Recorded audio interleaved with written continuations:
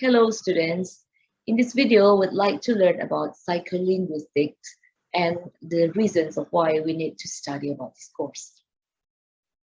First of all, we need to understand that psycholinguistics is the combination of two fields of knowledge, psychology and linguistics.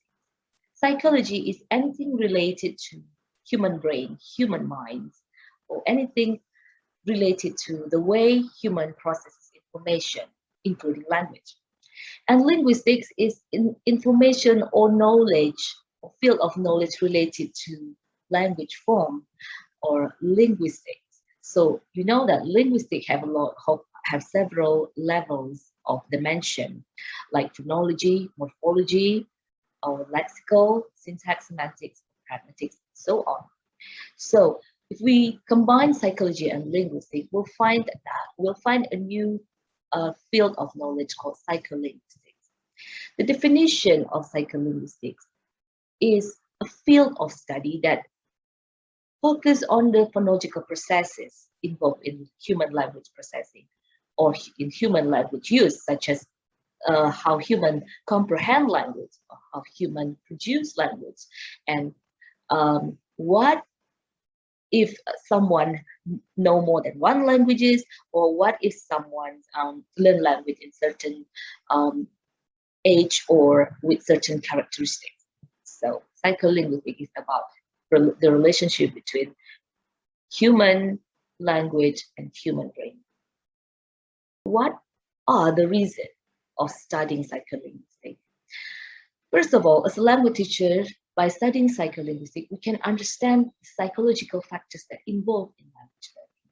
The psychological factors can include ages, gender, or maybe level of proficiency, level of intelligence, or maybe other kind of psychological factors. And by understanding the psychological factors, we can make best decision in the language teaching plans and processes. But for understand, we can assess the language, the learning needs of a classroom or an individual by understanding the psychological factors that apply to the whole class, or maybe to a specific group of the class. Then we can facilitate their learning. We can be a great facilitator in their language learning journey by understanding their psychological factors, whether it's collective or individual. Well, let me give you an example. Like, for instance, we are considering the age factor. When we are doing a language teaching, for instance, age factor really matters. So teaching, for instance, English to young learners, taking different strategies, requiring different strategies compared to teaching English to adult learners. Why? Because young learners learn language differently. For instance, they learn grammar inductively or implicitly instead of explicitly. And they also need real objects or real actions to understand or to grasp about the meaning or grasp about the concept.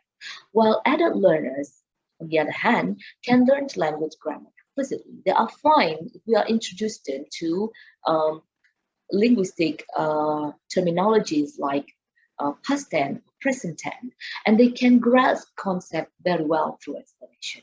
So what does it mean for us as a language teacher? As a language teacher, in teaching young learners, we should avoid using linguistic terms. Like we should avoid using terminologies like noun, verbs, but instead of using these terminologies, we introduce them to the meaning itself.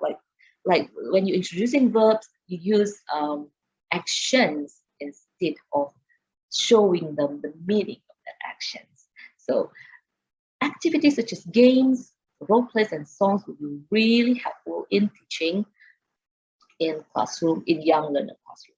While in adults, when teaching English to adults, we can make use their ability in grasping concepts explicitly by introducing them to concepts as well as helping them practicing the concepts through drills or through exercises. So because they also have for instance, they have first language, of course they have first language, because adults, when they come to the class to learn a new language, they already possess, or they already have a built-in language system, which is their first one, their their first language with them.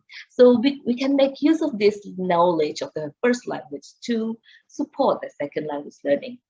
And there are strategies to do so. But first of all, we need to understand that the psychological factors, their age factors, really determines the way or plans or strategies in teaching them language. Thank you for your participation. We'll see you again in the next video session.